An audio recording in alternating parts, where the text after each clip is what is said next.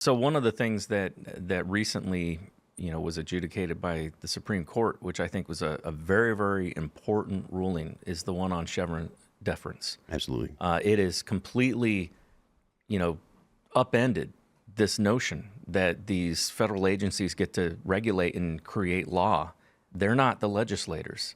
But that's what's been going on, and that is a huge part of the problem. Now, Congress is not without their own issues because they have the power of the purse, and yet they have not used it to stop a lot of this.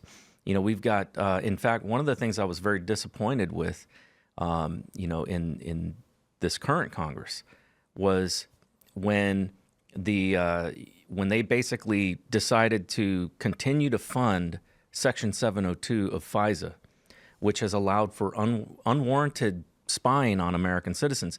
And I don't care what anybody says. This is not Nate Kane saying this. Is federal judges saying this. There was a federal ruling where they said that over 458,000 times Section 702 was illegally used to spy on American citizens. Now, that's pretty crazy and pretty bold because I was read onto that program at one point in time in my career.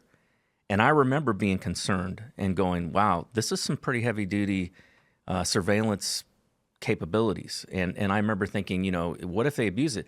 But I would never have thought of abusing it because they made it very clear to us that if we did, we were looking at 10 years in prison because of deprivation of rights under color of law. And yet, what have we seen? We've seen not a single person at the FBI go to jail for misusing the system.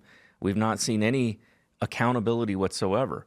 And it's been used, like I said, and it's been used against people on the right and people on the left. That's something I think that's really important because there should be, a broad scope of Americans that are, being, hey, what's going on here?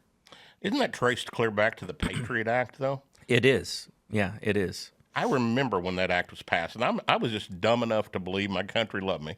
I'm like, okay, so yeah, okay, they need to do this to be able to find terrorism.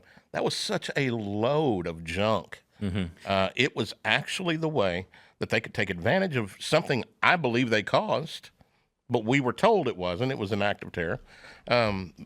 In order to spy on us. Even if we were to go and steelman the government's argument, right, that the Patriot Act initially was intended to catch terrorists in the U.S., I don't think that there's any argument that it has greatly exceeded those constraints. So if you want to, not that we're particularly concerned with steelmanning the federal government's arguments, especially on a day like today when we're covering these kind of topics, but if you do want to say, okay, well let's hope the government has the best interest of the American people. And 20 years ago or 25 years ago, when the Patriot Act was passed, it was more reasonable to think that. Mm-hmm. Then now today, it's very clear to maybe not most Americans, but to a plurality of Americans that the federal government doesn't do things that it's particularly concerned with.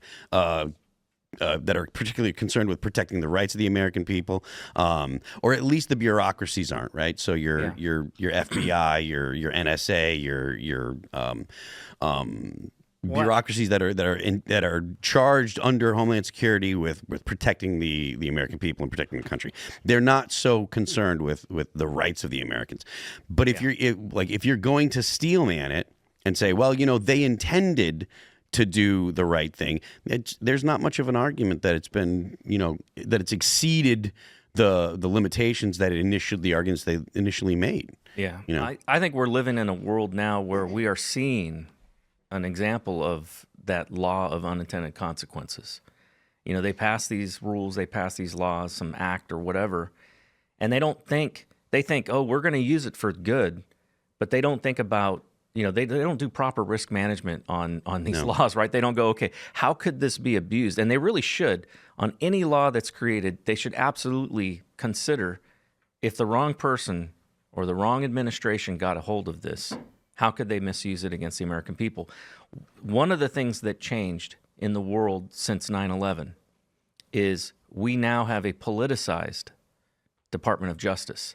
That wasn't that way back then, and it is now. I mean, I can tell you firsthand, I was working there, and I absolutely saw at the FBI a very politicized, a very woke environment. Thanks for watching this clip from the Culture War podcast. We're live every Friday, 10 a.m. to noon, so subscribe and come hang out.